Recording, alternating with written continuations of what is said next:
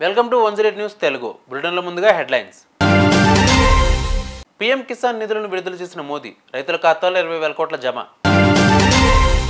గత ప్రభుత్వ నిర్ణయాల వల్ల ట్రాన్స్కోకు 81,000 కోట్ల అప్పులు, తెలంగాణ జనసమితి అధ్యక్షుడు కోదండరాం వ్యాఖ్యలు.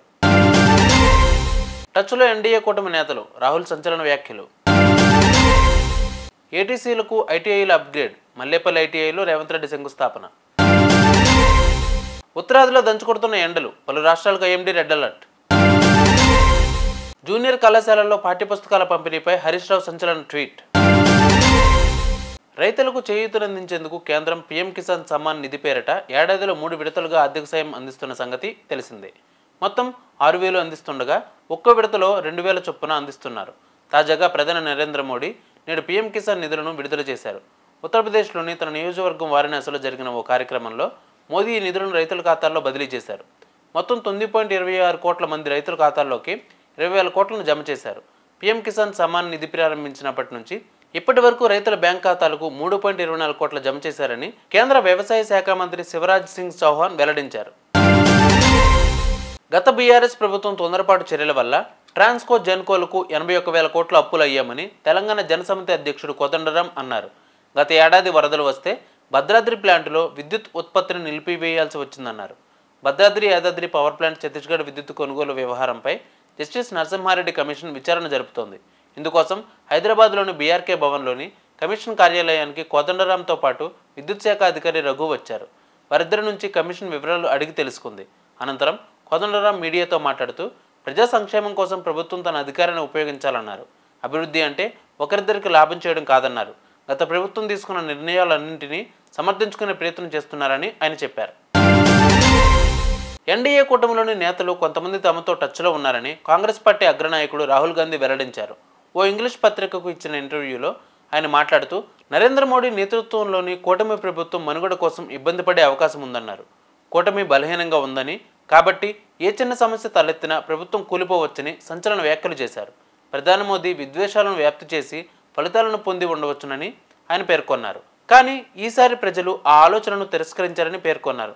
ఎలాంటి వివక్ష లేని పరిస్థితులు ఉంటే కనుక తమ ఇండియా కూటమి తప్పకుండా మెజారిటీ తగ్గించుకుని ఉండేదని ఆయన వ్యాఖ్యానించారు. అధునాతన టెక్నాలజీ వైపు సమాజం దూసుకెళ్తుందని తెలంగాణ ముఖ్యమంత్రి రేవంత్ రెడ్డి అన్నారు. మల్లేపల్లి ఐటీఐలో అడ్వాన్స్డ్ ట్రైనింగ్ సెంటర్లకు ముఖ్యమంత్రి శంకుస్థాపన చేశారు. ఈ సందర్భంగా ఆయన మాట్లాడుతూ యువతకు ఉపాధి అవకాశాలు కల్పించడమే తమ లక్ష్యమన్నారు. ప్రపంచ అవసరాలకు సరితూగేలా శిక్షణా కేంద్రాలు ఏర్పాటు చేసినట్లు ఆయన చెప్పారు. నైపుణ్యం లేకుండా కేవలం సర్టిఫికెట్ ఉంటే ప్రయోజనం లేదని కూడా ఆయన చెప్పారు.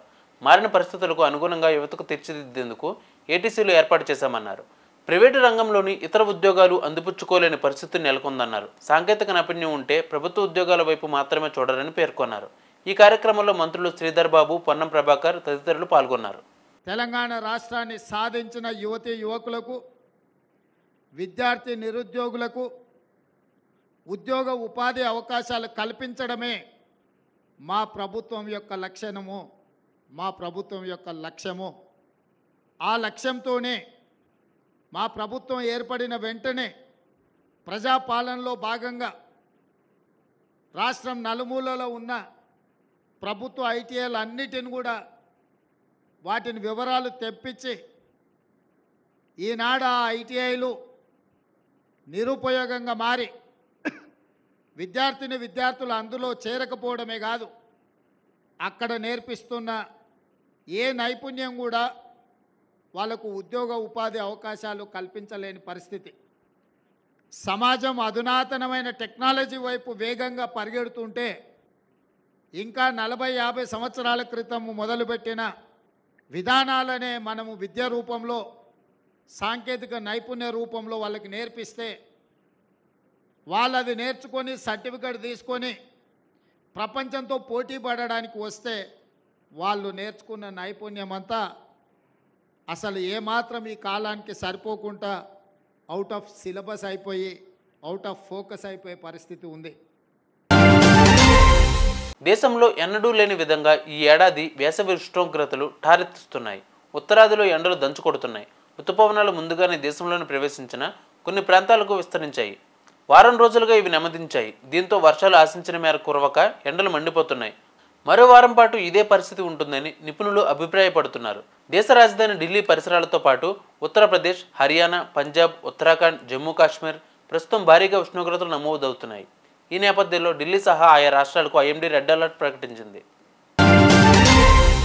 జూనియర్ కళాశాలలో విద్యార్థులకు పాఠ్యపుస్తకాలు అందించకపోవడంపై ట్విట్టర్ వేదికగా మాజీ మంత్రి సిద్దిపేట ఎమ్మెల్యే హరీష్ రావు ఫైర్ అయ్యారు. రాష్ట్రంలో జూనియర్ కళాశాలలు ప్రారంభమై 19 రోజులు అవుతుందని, ఇప్పటి వరకు పాఠ్యపుస్తకాలు అందించకపోవడం బాధ్యతారాహిత్యంగా అన్నారు. ప్రజాపాలనను ప్రచారం చేసుకునే ఈ ప్రభుత్వానికి విద్య మీద, విద్యార్థుల భవిష్యత్తు మీద ఉన్న చిత్తశుద్ధికి ఇది నిదర్శనం అన్నారు. 422 జూనియర్ కాలేజీల్లో 1,60,000 మంది బలహీన వర్గాల విద్యార్థులు చదువుతున్నారని తెలిపారు. వారికి నాణ్యమైన విద్య అందించడంలో ప్రభుత్వం విఫలమైందని ఆయన మండిపడ్డారు. ఇవి వాళ్ళ బులెటిన్ అప్డేట్స్. మరిన్ని అప్డేట్స్తో మీ ముందుకు వస్తాను. అంతవరకు కీప్ వాచింగ్ 108 న్యూస్ తెలుగు.